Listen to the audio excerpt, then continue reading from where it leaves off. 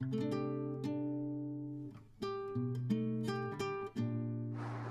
వీడియోలో మనం భారతదేశ ఆవిష్కరణలు ఏవేంటో తెలుసుకుందాం. మన దేశంలో ఎన్నో గొప్ప ఆవిష్కరణలు ప్రపంచానికి ఇవ్వడం జరిగింది. సో ఈ యొక్క ఆవిష్కరణలు తెలుసుకున్న తర్వాత మనము చాలా గర్వంగా మన దేశం పట్ల ఫీల్ అవుతాం. ఆ ఆవిష్కరణలు ఏంటో ఇప్పుడు తెలుసుకుందాం. మనందరికీ నీలిమందు తెలుసు కదండి, బ్లూ, దట్స్ అ డై, బట్టలకి వేస్తాం కదా. సో ఈ యొక్క డైని ప్రపంచంలో మొట్టమొదటిసారిగా ఆవిష్కరించింది మన భారతదేశంలో. సో బ్రిటిష్ వాళ్ళు మన దేశానికి వచ్చిన తర్వాత వాళ్ళు ఎక్కువగా కమర్షియల్ క్రాప్స్కి ఇంపార్టెన్స్ ఇచ్చారు. అంటే ఇక్కడ నుంచి ఏదైతే కమర్షియల్ క్రాప్స్ ప్రొడ్యూస్ చేసి వారి యొక్క యూరప్ దేశానికి లేదా ఇతర ప్రపంచంలోని దేశాలకు కూడా ఇక్కడ నుంచి ఎగుమతి చేయాలనే ఉద్దేశంతో కమర్షియల్ క్రాప్స్ని ఎక్కువ ప్రొడ్యూస్ చేయాలని మన భారతీయుల మీద వాళ్ళు ఫోర్స్ తీసుకొచ్చారు. సో మన యొక్క ఏవైతే భారతీయ పంటలు, మన యొక్క ఫుడ్ క్రాప్స్ ఉంటాయో, వరి, జొన్న, రాగి, ఇవన్నీ వీటికి బదులుగా నీలిమందుని ఎక్కువగా ప్రొడ్యూస్ చేయడానికి ఒత్తిడి తీసుకొచ్చారు. దాంతో చాలామంది ఫార్మర్స్ మీద చాలా ఒత్తిడి తీసుకొచ్చి పండించడం జరిగింది. సో ఈ యొక్క నీలిమందుని మన దేశంలో నుంచి ఇతర దేశాలకు కూడా ఎగుమతి చేశారు. సో అది ఫస్ట్ మన డెవలప్ అయింది ముఖ్యంగా బ్రిటిష్ టైంలో. ఈ యొక్క ఉత్పత్తి ఎక్కువగా అయింది.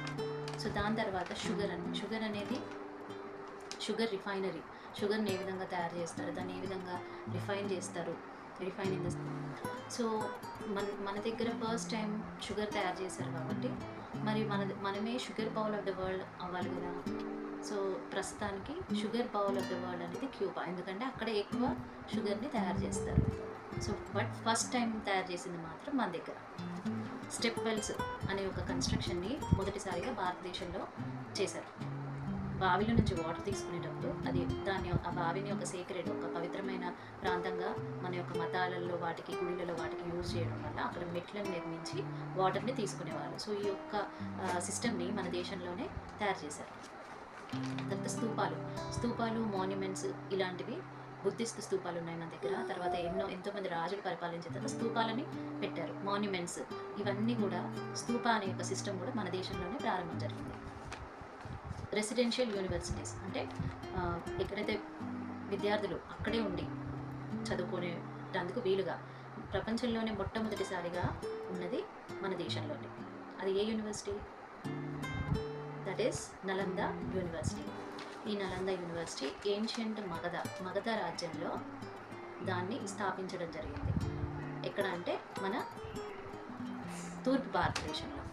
ఫైనాన్స్ అండ్ బ్యాంకింగ్, ఫైనాన్స్ మరియు చెక్స్, ఏదైతే థర్డ్ పార్టీ కూడా డబ్బులు డ్రా చేసుకునే విధానాన్ని మన దేశంలోనే మొట్టమొదటిసారిగా ఆ ట్రాన్సాక్షన్ని చేయడం జరిగింది.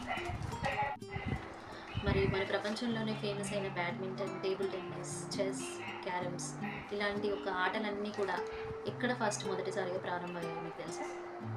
అది మనం ఎంతో గ్రేట్గా ఫీల్ అవ్వాల్సిన విషయం మన దేశంలోనే. సో మన దేశం ఎప్పటికీ కూడా బ్యాడ్మింటన్లో ఏదో ఒక పతాకం తీసుకొని వస్తుంది ఒలింపిక్స్లో. అండ్ తర్వాత చెస్, క్యారమ్స్, వీటిలో కూడా ఏదో ఒక పథకం మన దేశానికి ఇప్పటికీ కూడా వస్తూ ఉంటుంది. బట్ ఇది స్టార్ట్ అయింది, ఈ యొక్క గేమ్స్ని అసలు మొట్టమొదటిసారి కనుక్కున్నది మన భారతీయులు. స్పిన్నింగ్ వీల్ అంటే చక్రం.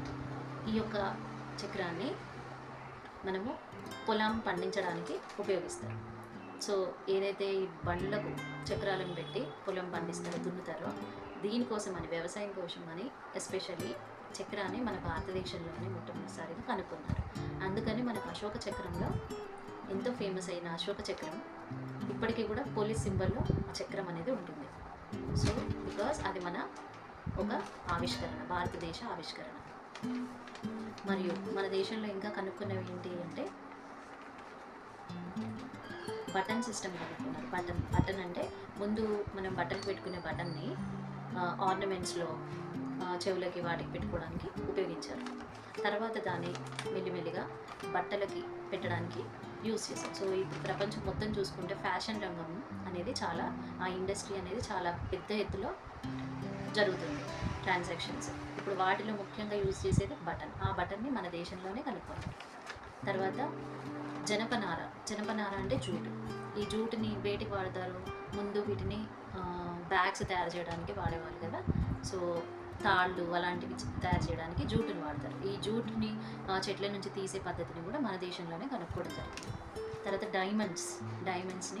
డైమండ్స్ కటింగ్ చేసి వాటిని షేప్ చేసి వాటిని మైనింగ్ చేయడము, ఇదంతా కూడా డైమండ్స్ని ఎట్లా ఎక్స్ట్రాక్ట్ చేయాలి, వాటిని ఏ ప్లేస్లో నుంచి తీసి వాటిని స్మెల్ట్ చేసి వాటిని షేప్ చేసి, ఈ యొక్క డైమండ్ టెక్నాలజీ మొత్తం కూడా మన దేశంలోనే మొట్టమొదటిసారిగా ఇన్వెంట్ చేశారు.